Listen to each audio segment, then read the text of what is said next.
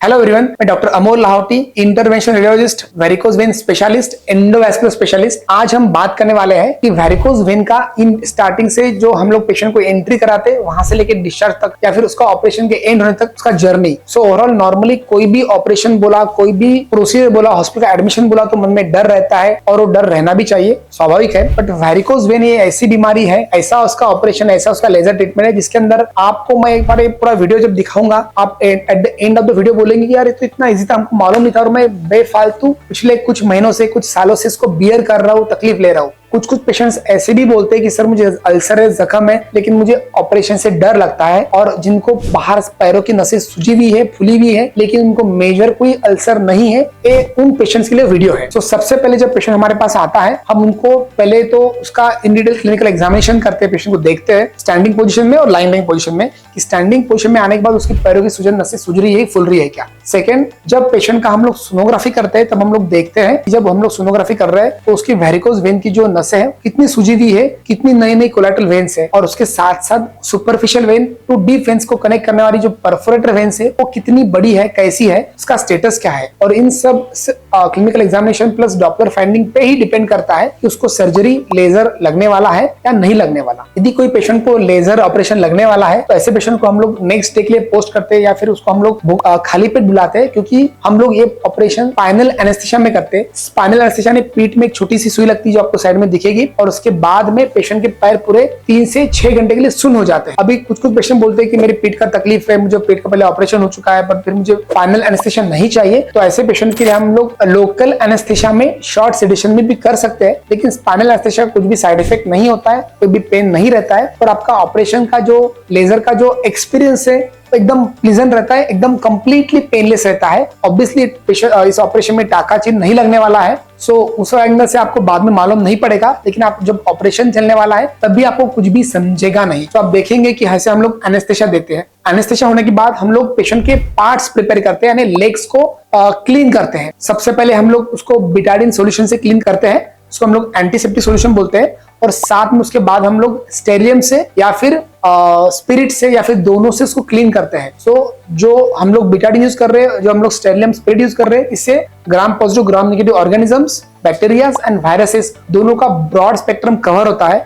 और उसके 5 से 10 मिनट के एक्टिविटी के बाद में, एक्शन के बाद में ही हम लोग नेक्स्ट स्टेप चालू करते हैं, जिसको हम लोग बोलते हैं पेशेंट को ड्रेप करना, पेंट करने के बाद में। सो हम लोग ये पॉलीड्रेप डालते हैं, पेशेंट के नीचे स्टेरल पॉलीड्रेप रहती है, और उससे हम लोग कपड़ा डालते हैं। जहां पे हम लोग एक्सेस लेने वाले वो होता है पेशेंट के एंकल के पार्ट के पास का भाग, ग्रेट सैफेनस वेन का, जहां पे हम लोग सोनोग्राफी के माध्यम से उसमें पंक्चर लेते हैं। सो सोनोग्राफी के माध्यम से हम लोग पंक्चर ले तो एक्यूरेट पंक्चर रहता है, और जैसे हाथ में सुई लगती है वैसे सिंगल सुई के अंदर वो हम लोग उसके अंदर एक्सेस लेते हैं। उसके बाद हम लोग गाइड वायर डालते हैं, उसके ऊपर गाइड वायर के ऊपर हम लोग शीथ डालते हैं, एक छोटा सा दूसरा कैमरा टाइप डालते हैं, जो कि जिसके अंदर से आपका लेजर का फाइबर उसके पेशेंट के ग्रोइन तक, जांग तक जाने वाला है। और हम लोग पूरी प्रोसीजर सोनोग्राफी में मॉनिटर करते करते, देखते देखते उसको निगोशिएट करते हैं, उसको आगे ढकेलते हैं। और जब पेशेंट का ग्रोइन का सैफेनो-फीमोरल जंक्शन आता है, वहां पे हम लोग रुकते हैं, और वहां तक फिर हम लोग नेक्स्ट स्टेप चालू करते हैं, वो होता है ट्यूमेसेंट एनेस्थेसिया या फिर ट्यूमेसेंट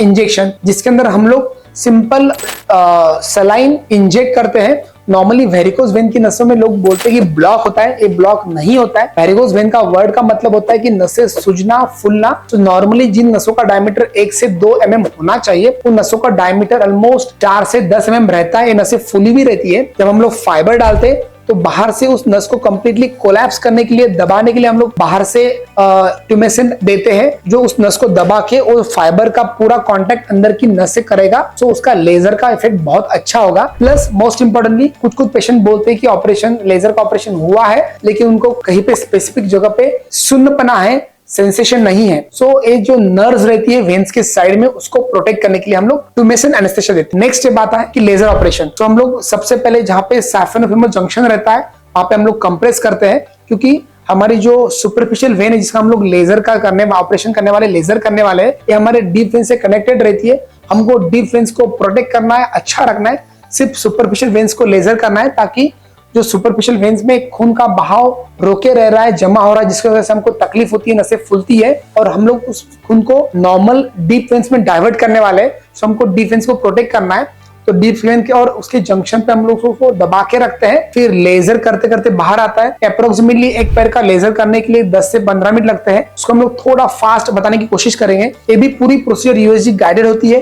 कंप्लीटली हम लोग उसको बाहर से कंप्रेस करते हैं, आइदर हमारे यूएसजी प्रोब से या फिर आइस पैक से कंप्रेस करते हैं, ताकि लेजर का इफेक्ट लॉन्ग टर्म और अच्छा है। और ये पूरा आप देखेंगे स्क्रीन में कि कैसे लेजर के एयर बबल्स, व्हाइट बबल्स दिख रहे हैं, बन रहे हैं, और वो आपको बीच बीच में आवाज भी सुनाई दे सकता है, जो हम लोग प्रोसीजर करते हमको समझता है कि यहाँ पे उसका बर्न हो रहा है। सो ये सुपरफिशियल वेन्स का हम लोग बराबर डीप वेन्स में, नॉर्मल वेन्स में खून का ब्लड डाइवर्ट कर रहे हैं। Next most importantly perforator when, ऊपर से नीचे की नसों को कनेक्ट करने वाली वेन्स, जिसको हमने प्रॉपरली ट्रीट नहीं किया, जिसको हमने एब्लेजन नहीं किया या फिर उसके अंदर ग्लू का इंजेक्शन नहीं छोड़ा, तो इसका रिकरेंस होता है। सो जो इंश्योरेंस के पेशेंट है उसके अंदर हम लोग उनको ग्लू का इंजेक्शन देते हैं, जो हम लोग गवर्नमेंट स्कीम में करते हैं, उसके नाम उसको लेजर करते हैं। सो इन नसों को लेजर करने का उद्देश्य यही है कि इनको एक बार हमने लेजर किया, परफोरेटेड वेन्स को प्रॉपर्ली ट्रीट किया, तो पेशेंट का रिकरेंस नहीं होता है, बिल्कुल भी नहीं होता है। ऑब्वियसली पेशेंट को उनका स्टैंडिंग कम करना है, वेट ज्यादा है तो कम रखना है। और last and most important is, जो बाहर से नसें आपको दिख रही है जिसके लिए आप हमारे पास आए हैं, उसके अंदर हम लोग इंजेक्शन स्क्लेरोथेरेपी डालते हैं,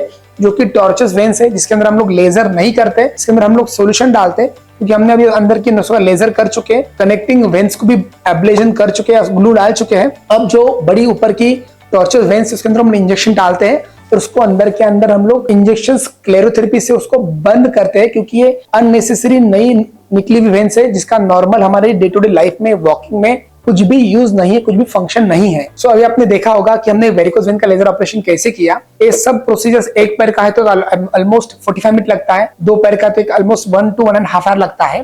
फाइनल एनेस्थीसिया में होता है, और ऑपरेशन होने के बाद हम लोग बाहर से एक पट्टी, सफेद पट्टी, हमारे बच्चे उसको रोल करते हैं, रैप करते हैं, कंप्रेसिव ड्रेसिंग करते हैं, क्योंकि जैसे हम लोग बुक्स को गम से चिटकाने के बाद उसके ऊपर बोझा रखते हैं, उसी तरह वेरिकोज वेन का ऑपरेशन होने के बाद हम लोग उसको बाहर से रैप करते हैं, कंप्रेस करते हैं, ताकि जिस वेन्स का हमने लेजर किया है वो वैसे ही कंप्लीटली हरदम के लिए चिपक के रहे, और उसके बाद जो हमारे डीप वेन्स है जिसको हमने मेंटेन किया, प्रोटेक्ट किया है, उसके थ्रू नॉर्मल खून का बहाव ऊपर जाए। और लास्ट एंड मोस्ट इंपॉर्टेंट बात, वेरिकोज वेन के ऑपरेशन के बाद पेशेंट को 4 से 6 महीने के लिए उनके stockings, socks, compressive dressings, crepe bandage पहनना ही है, मॉडिफिकेशन नहीं करना है, क्योंकि यही आपको जो सिंपल लास्ट ऑप्शन है जो बताया जा रहा है, डॉक्टर बताएंगे हमें, मैं बताऊंगा, जो लॉन्ग टर्म रिजल्ट देने वाला है, लॉन्ग टर्म आपका रिकरेंस नहीं कराएंगे, तो आपको लॉन्ग टर्म रिकरेंस होने से प्रिवेंट करेंगे। सो यदि आपको कोई डॉक्टर पेशेंट बोल रहे हैं कि हमारा वेरिकोज का लेजर हुआ है लेकिन फिर भी रिकरेंस हुआ है, मेरे वेरिकोज का ऑपरेशन हुआ है फिर भी कुछ नए नसे खुल रही है, इसका मतलब 2 या 3 ही बातें हो सकती है। आइदर पेशेंट ने उनका वेट कम नहीं किया है, या फिर पेशेंट ने कॉम्प्रेसिव स्टॉकिंग नहीं पहनी है, या फिर पेशेंट ने अपना जो स्टैंडिंग ऑक्यूपेशन है, वर्क है, कम नहीं किया है। वेरिकोज वेन इन 3 मेन कारणों से होता है। यदि इन 3 कारणों को हम लोग ऑपरेशन के साथ साथ एड्रेस करेंगे तो आपका वेरिकोज वेन का रिकरेंस नहीं होगा। हमारा ये पिछले ऑलमोस्ट 2000 पेशेंट का ऑपरेशन करने के बाद एक्सपीरियंस है, हार्डली 2% पेशेंट में ही रिकरेंस होता है, और उनमें भी हमको फिर से लेजर करने की जरूरत नहीं पड़ती। कुछ ही नसें खुलती है जिसके अंदर हम लोग इंजेक्शन स्क्लेरोथेरेपी करते हैं, और हार्डली 1% से कम पेशेंट को हम लोग रिपीट लेजर करते हैं, क्योंकि कुछ में उनमें से कुछ का वेट मेंटेन था, वेट बढ़ गया, या फिर कुछ सिक्योरिटी गार्ड थे, उनका स्टैंडिंग ऑक्यूपेशन था लेकिन वो अपना ऑक्यूपेशन चेंज नहीं कर पाए। सो और एक बार मैं आपको बता दूं कि वेरिकोज वेन का लेजर ये बहुत ही safe, effective, time tested technique है। पिछले 20 से 25 सालों से उसका डेटा है, जो कि बहुत ही अच्छे रिजल्ट्स है। सिर्फ आपको प्रॉपर डॉक्टर का guidance, proper interventional radiologist doctor का, सर्जन का हाथ चाहिए, उसका ट्रीटमेंट ऑप्शन चाहिए, जो कि आपको लॉन्ग टर्म रिजल्ट देंगे और आपको इसके दर्द से, इसके गंदे दर्द से, दिखावे से, अल्सर से पूरा छुटकारा देंगे। Thank you. यदि आपको भी वेरिकोज वेन का दर्द है और आपके पास पैसों का प्रॉब्लम है, तो वेरिकोज वेन का ऑपरेशन गवर्नमेंट स्कीम में, महात्मा ज्योतिबा फुले स्कीम में पूरी तरह से फ्री में होता है। इसके अंदर आपको राशन कार्ड, आधार कार्ड और आयुष्मान कार्ड यदि आप लाते हो ओरिजिनल, तो आपका एडमिशन से छुट्टी तक का पूरा ऑपरेशन फ्री में होता है। मेडिसिन का खर्चा नहीं लगता, रहने का खर्चा नहीं लगता, कोई मेजर एनेस्थीसिया खर्चा नहीं लगता, या फिर आपको कुछ भी खर्चा नहीं लगता। सो ये आपको वेरिकोज वेन है तो डरो मत, क्योंकि डर के आगे ही जीत है। वेरिकोज वेन का यदि तकलीफ है तो उसका लेजर करके ठीक हो जाइए, फ्री हो जाइए। Thank you. आपके फ्रेंड्स में किसी को पैरों में सूजन है, वेरिकोज वेन की नसें दिख रही है, अल्सर्स है, पैर में थकावट रहती है, स्टैंडिंग ऑक्यूपेशन है, तो उन तक ये वीडियो प्लीज जरूर पहुंचाए, क्योंकि इस वीडियो से किसी का दर्द, दुख, अल्सर और सूजन कम हो सकती है। Thank you.